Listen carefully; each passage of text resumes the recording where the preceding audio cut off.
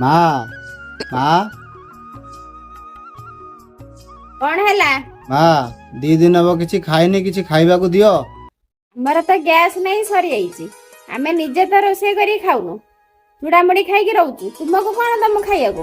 ହଉ ମା, ଖାଇତେ ଯଦି ନ ଦବ 50 ଟଙ୍କା କି 100 ଟଙ୍କା ଆସିନା ଦିଅ। ପଇସା ନାହିଁ, ପଇସା କୋଉଠୁ ଆଣିକି ଦେମି? ତୁମେ ପଳେଇ ଯାଅ। ହଉ ମା, ମୁଁ ଯାଉଛି।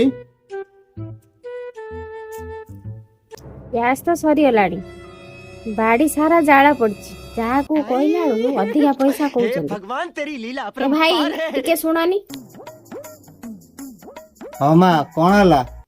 ପଇସା ଦେମି, ମୋର ଗୋଟେ କାମ କରିଦବ ନା? ମା, କଣ କହୁନ କାମ କରିମି? ଭାଇ, ଗ୍ୟାସ୍ ଆମର ସରିଯାଇଛି। ବାଡିର ବହୁତ ଗୁଡାକ ଜାଳ ପଡିଛି, ଜାଳ ଟିକେ କରିଦବ ନା? ହଁ ମା, ଏଇ ଗୋଟେ କଥା, ମୁଁ ସବୁ ଜାଳ କରିଦଉଛି, ଚାଲ।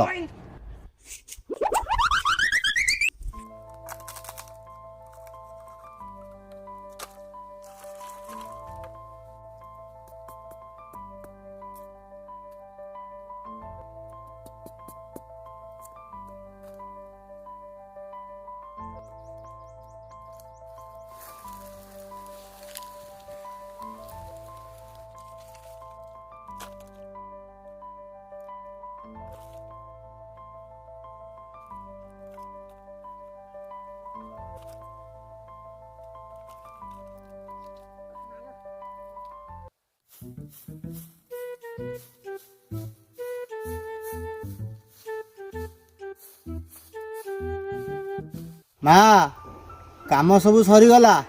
ସବୁ ଜାଳ ହେଇଗଲା ନା? ଏବେ ପଳେଇ ଆସ।